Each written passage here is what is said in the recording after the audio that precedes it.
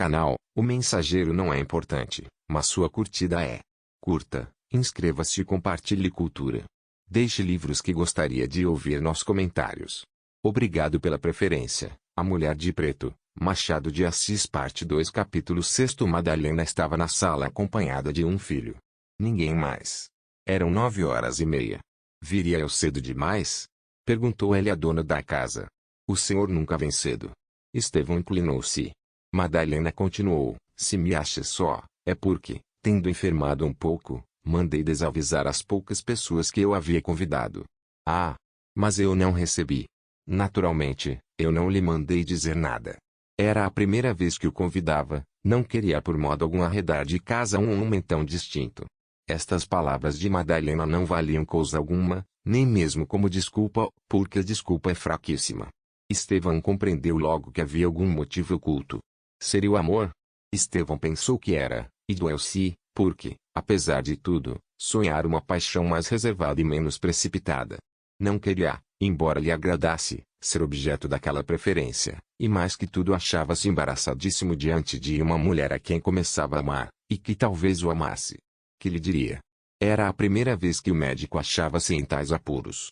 Há toda a razão para supor que Estevão naquele momento preferia estar 100 léguas distante, e contudo, longe que estivesse pensaria nela. Madalena era excessivamente bela, embora mostrasse no rosto sinais de longo sofrimento. Era alta, cheia, tinha um belíssimo colo, magníficos braços, olhos castanhos e grandes, boca feita para ninho de amores.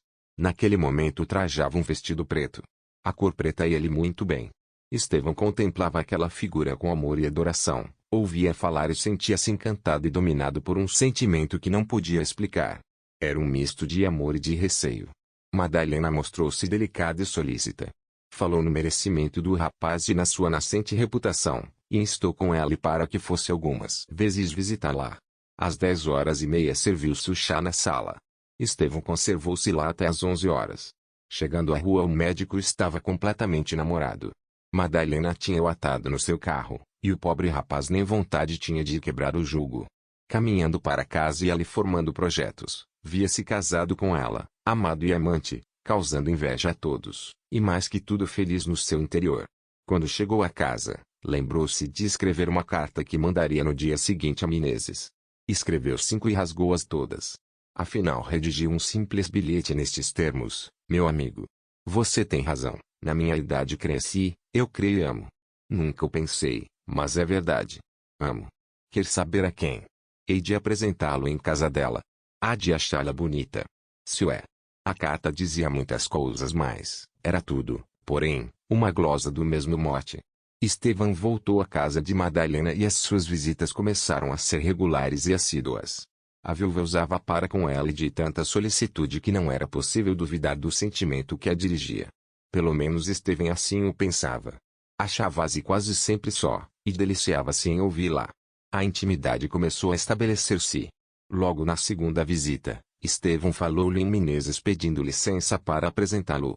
A viúva disse que teria muito prazer em receber amigos de Estevão, mas pedia-lhe que adiasse a apresentação. Todos os pedidos e todas as razões de Madalena eram dignas para o médico, não disse mais nada. Como era natural, ao passo que as visitas à viúva eram mais assíduas, as visitas ao amigo eram mais raras. Menezes não se queixou, compreendeu, e disse ao rapaz: não se desculpe, acrescentou o deputado, é natural, a amizade deve ceder o passo ao amor. O que eu quero é que seja feliz. Um dia Estevão pediu ao amigo que lhe contasse o motivo que o tinha feito descrer do amor, e se algum grande infortúnio lhe havia acontecido. Nada me aconteceu, disse Menezes. Mas ao mesmo tempo, compreendendo que o médico merecia-lhe toda a confiança, e podia não acreditá-lo absolutamente, disse: por que negá-lo? Sim, aconteceu-me um grande infortúnio, amei também, mas não encontrei no amor as doçuras e a dignidade do sentimento, enfim, é um drama íntimo de que não quero falar. Limite-se a pateá-lo. Capítulo 7. Quando quiser que eu lhe apresente o meu amigo Menezes. Dizia Estevão uma noite à viúva Madalena. Ah, é verdade, um dia destes. Vejo que o senhor é amigo dele. Somos amigos íntimos. Verdadeiros. Verdadeiros. Madalena sorriu, e como estava brincando com os cabelos do filho deu-lhe um beijo na testa. A criança riu alegremente e abraçou a mãe. A ideia de vir a ser pai honorário do pequeno apresentou-se ao espírito de Estevão. Contemplou, chamou por ele, acariciou e deu-lhe um beijo no mesmo lugar em que pousaram os lábios de Madalena. Estevão tocava piano, e às vezes executava algum pedaço de música a pedido de Madalena. Nessas e noutras distrações lá passavam as horas. O amor não adiantava um passo. Podiam ser ambos. Duas crateras prestes a arrebentar a lava, mas até então não davam o menor sinal de si. Esta situação incomodava o rapaz, acanhava-o, e fazia-o sofrer, mas quando ele pensava em dar um ataque decisivo, era exatamente quando se mostrava mais cobarde e poltrão. Era o primeiro amor do rapaz, ele nem conhecia as palavras próprias desse sentimento. Um dia resolveu escrever à viúva. E melhor, pensava ele, uma carta eloquente tem a grande vantagem de deixar a gente longe. Entrou para o gabinete e começou uma carta. Gastou nisso uma hora, cada frase ocupava-lhe muito tempo. Estevão queria fugir à hipótese de ser classificado como tolo ou como sensual. Queria que a carta não respirasse sentimentos frívolos nem maus, queria revelar-se puro como era. Mas de que não dependem às vezes os acontecimentos. Estevão estava relendo e emendando a carta quando lhe entrou por casa um rapazola que tinha intimidade com ele. Chamava-se Oliveira e passava por ser o primeiro janota do Rio de Janeiro. Entrou com um rolo de papel na mão. Estevão escondeu rapidamente a carta. Adeus, Estevão, disse o recém-chegado. Estavas escrevendo algum libelo ou carta de namoro? Nenhuma nem outra coisa, respondeu Estevão secamente. Dou-te uma notícia. Que é? Entrei na literatura. Ah, é verdade, e venho ler-te a primeira comédia. Deus me livre, disse Estevão levantando-se. Hás de ouvir, meu amigo, ao menos algumas cenas, dar-se-á acaso que não me protejas nas letras? Anda cá, ao menos 2 cenas. Sim. É pouca coisa. Estevão sentou-se. O dramaturgo continuou, talvez prefiras ouvir a minha tragédia intitulada O Punhal de Bruto. Não, prefiro a comédia, e menos sanguinária. Vamos lá. O Oliveira abriu o rolo, arranjou as folhas, tossiu e começou a ler o que se segue, com voz pausada e fanhosa. Senna e César, entrando pela direita, João, pela esquerda, CSAR, fechada. Assim a já se levantou. J.O. Já, sim senhor, mas está incomodada. CSAR, o que tem? J.O. Tem. Está incomodada. CSAR, já sei. Consigo, os incômodos do costume. A João, qual é então o remédio hoje? João, o remédio? Depois de uma pausa, não sei. CSAR, está bom, vai-te. Cena 2 César, Freitas, pela direita, CSAR, bom dia. Senhor Procurador. Freitas, de causas perdidas. Só me ocupo em procurar as perdidas. Procurar o que se não perdeu é tolice. A minha constituinte. CSAR, disse-me o João que está incomodada. Freitas, mesmo para ver, S.A. César, sentando-se, mesmo para mim. Por que me olha com esse olhar? Tem inveja? Freitas, não é inveja, é admiração. De ordinário ninguém corresponde ao nome que recebeu na pia, mas o senhor César, benze o Deus, não desmente que traz um nome significativo, e trata de ser nas páginas amorosas o que foi outro nas batalhas campais. César, pois também os procuradores dizem coisas destas. Freitas, de vez em quando. Indo sentar-se, vê-se e admira-se. César, tirando charutos, como não é de costume. Quero um charuto. Freitas, obrigado. Eu tomo rapé. Tira a boceta, quero uma pitada. CSAR, obrigado. Freitas, sentando-se, pois a causa da minha constituinte vai às 1000 maravilhas. A parte contrária requereu assinação de 10 dias, mas eu vou. César, está bom, senhor Freitas, eu dispenso o resto, ou então não me fale linguagem do foro. Em resumo, ela vence. Freitas, está claro. Tratando provar que CSAR, vence, é quanto basta. Freitas, pudera não vencer. Pois se eu ando nisto. CSAR, tanto melhor. Freitas, ainda não me lembro de ter perdido uma só causa, isto é, já perdi uma, mas é porque nas vésperas de ganhar disse-me o constituinte que desejava perdê-la. Dito e feito. Provei o contrário do que já tinha provado, e perdi. Ou antes, ganhei, porque perder assim é ganhar. César, é a fênix dos procuradores. Freitas, modestamente, são os seus bons olhos. CSAR, mas a consciência. Freitas, quem é a consciência? César, a consciência, a sua consciência. Freitas, a minha consciência. Ah, essa também ganha. CSAR, levantando-se, também. Freitas, o mesmo, tem vs alguma demandazinha? César, não tenho, mas, quando tiver, fique descansado, vou bater à sua porta. Freitas, sempre às ordens de V. Sociedade Anônima capítulo 8. Estevão interrompeu violentamente a leitura, o que desgostou bastante ao poeta novel. O pobre candidato às musas mal pôde balbuciar uma súplica. Estevão mostrou-se surdo, e o mais que lhe concedeu foi ficar com a comédia para lê-la depois. Oliveira contentou-se com isso, mas não se retirou sem recitar-lhe de cor uma fala do protagonista da tragédia, em versos duros e compridos, dando-lhe por quebra uma estrofe de uma poesia lírica, no estilo do Djins de Victor Hugo. Enfim saiu. Entretanto havia passado o tempo. Estevão releu a carta e quis ainda mandá-la, mas a interrupção do poeta fora proveitosa. Relendo a carta, Estevão achou-a fria e nula. A linguagem era ardente, mas não lhe correspondia ao fogo do coração. É inútil, disse ele rasgando a carta em 1000 pedaços. A língua humana de ser sempre impotente para exprimir certos afetos da alma. Tudo aquilo era frio e diferente do que sinto. Estou condenado a não dizer nada ou a dizer mal.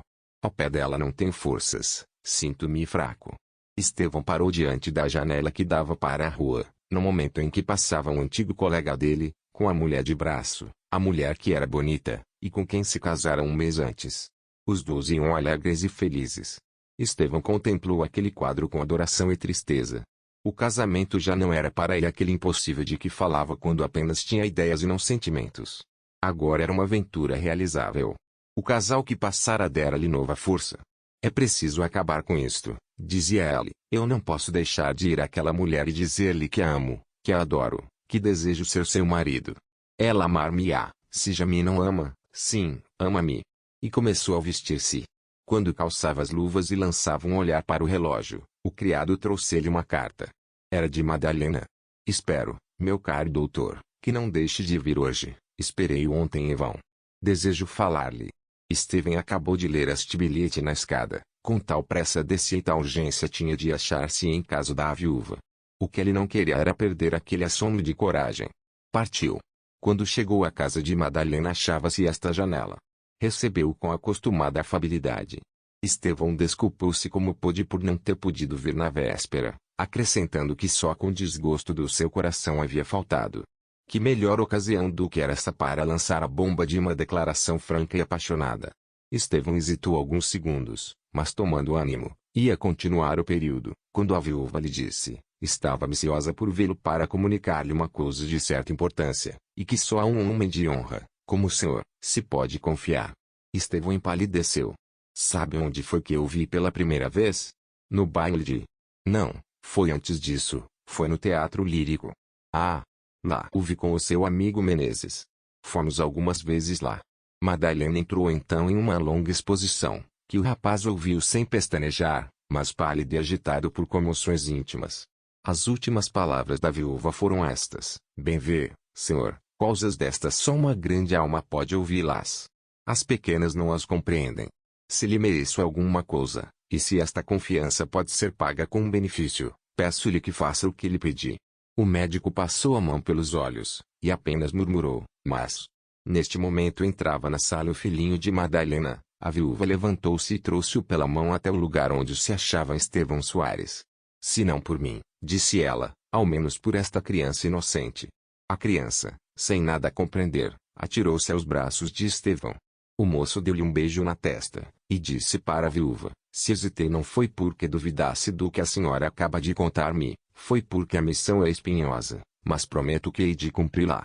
Capítulo 9. Estevão saiu da casa da viúva agitado por diversos sentimentos, com passo trêmulo e a vista turva.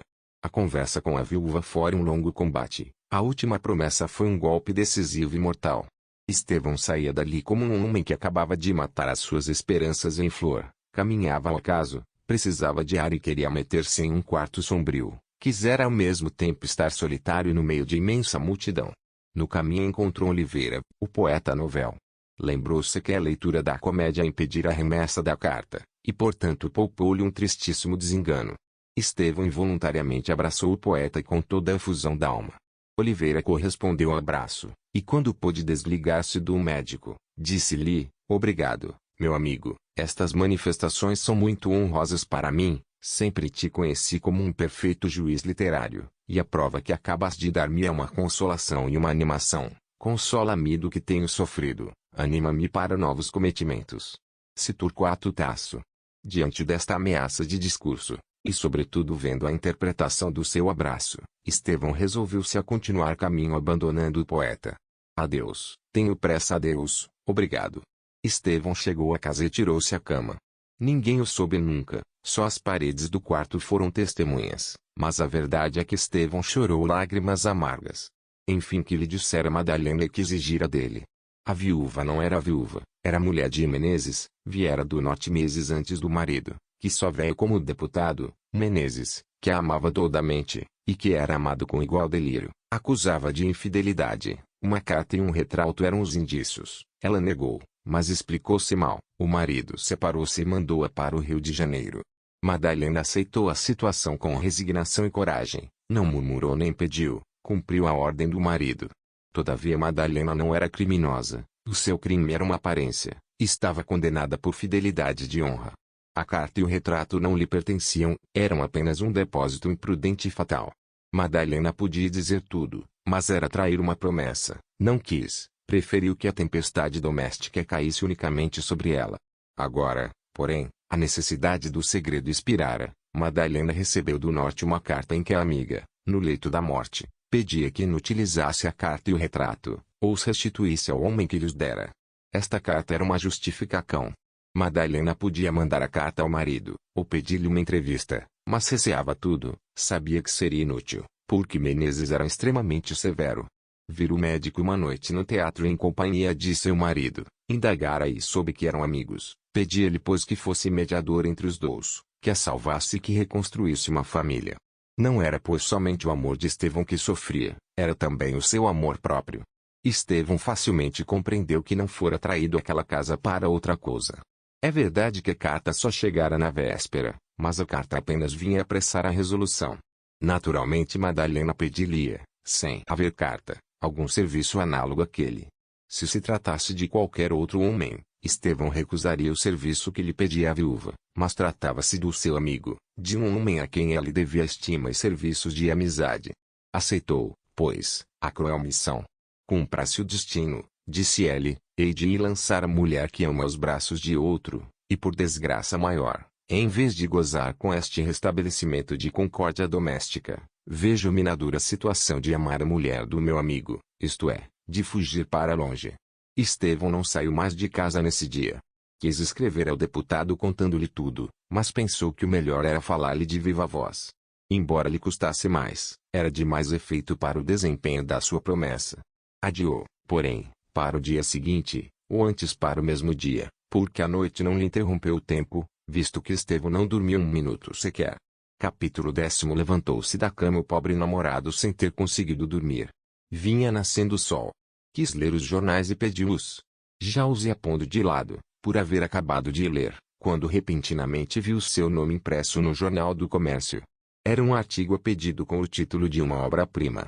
Dizia o artigo: temos o prazer de anunciar ao país o próximo aparecimento de uma excelente comédia, estreia de um jovem literato fluminense, de nome Antônio Carlos de Oliveira. Este robusto talento, por muito tempo incógnito, vai enfim entrar nos mares da publicidade, e para isso procurou logo ensaiar-se em uma obra de certo vulto. Consta-nos que o autor, solicitado por seus numerosos amigos, leu há dias a comédia em casa do Sr. Dr. Estevão Soares, diante de um luzido auditório, que aplaudiu muito e profetizou no Sr. Oliveira um futuro Shakespeare. O Sr. Dr. Estevão Soares levou a sua amabilidade a ponto de pedir a comédia para ler segunda vez, e ontem ao encontrar-se na rua com o Sr. Oliveira, de tal entusiasmo vinha possuído que o abraçou estritamente, com grande pasmo dos numerosos transeuntes. Da parte de um juiz tão competente em matérias literárias, este ato é honroso para o Sr. Oliveira. Estamos ansiosos por ler a peça do Sr. Oliveira, e ficamos certos de que ela fará fortuna de qualquer teatro. O amigo das letras. Estevão, apesar dos sentimentos que o agitavam então, enfureceu-se com o artigo que acabava de ler. Não havia dúvida que o autor dele era o próprio autor da comédia. O abraço da véspera fora mal interpretado, e o poetastro aproveitava-o em seu favor.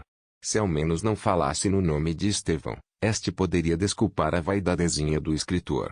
Mas o nome ali estava como cúmplice da obra. Pondo de lado o Jornal do Comércio, Estevão lembrou-se de protestar, e ia já escrever um artigo quando recebeu uma cartinha de Oliveira. Dizia a carta: Meu Estevão. Lembrou-se um amigo meu de escrever alguma coisa a propósito da minha peça. Expliquei-lhe como se dera a leitura em tua casa, e disse-lhe como é que, apesar do vivo desejo que tinhas de ouvir lê-la, interrompeste-me para ir cuidar de um doente. Apesar de tudo isto, o meu referido amigo contou hoje no Jornal do Comércio a história alterando um pouco a verdade. Desculpa-o, é a linguagem da amizade e da benevolência. Ontem entrei para casa tão orgulhoso com o teu abraço que escrevi uma ode, e assim manifestou-se em minha veia lírica, depois da cômica e da trágica. Aí te mando o rascunho, se não prestar, rasga-a. A carta tinha, por engano, a data da véspera.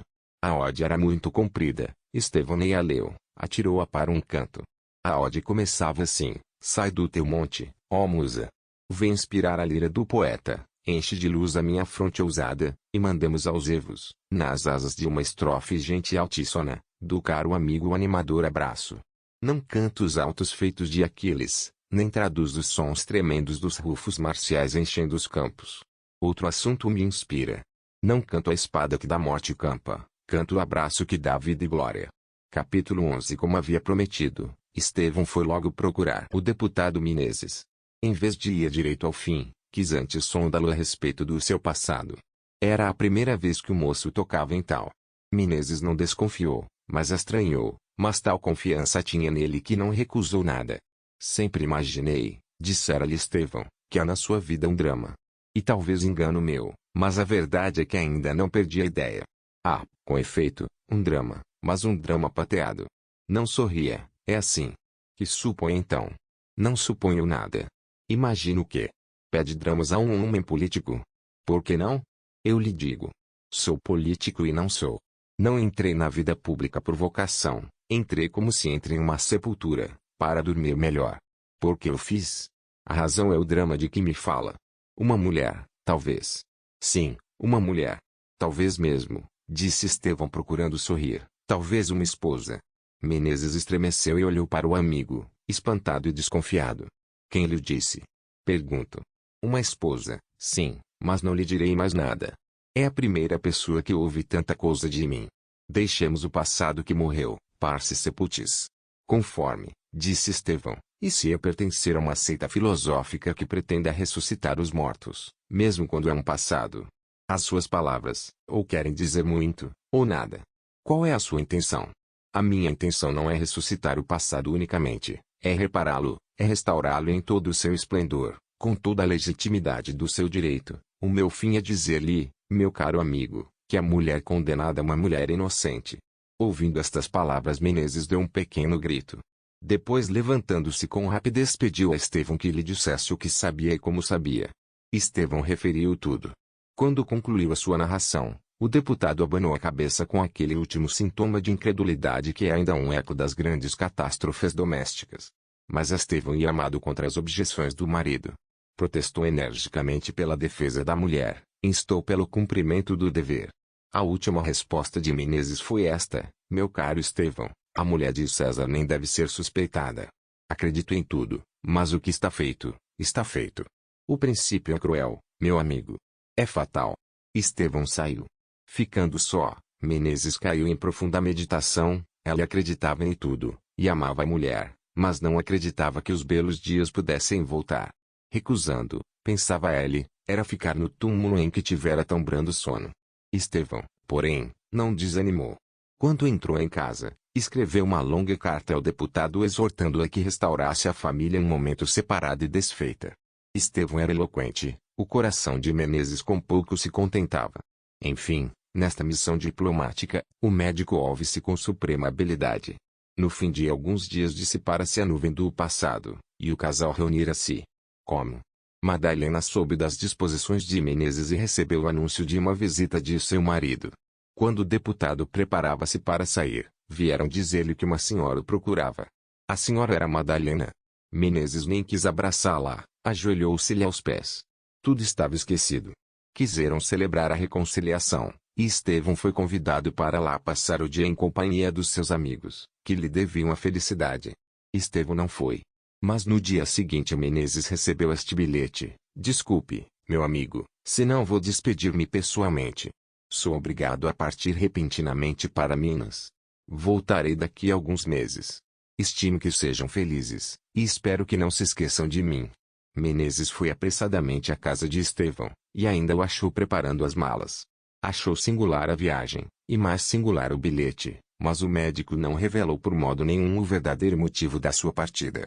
Quando Menezes voltou, comunicou à mulher as suas impressões, e perguntou se ela compreendia aquilo. Não, respondeu Madalena.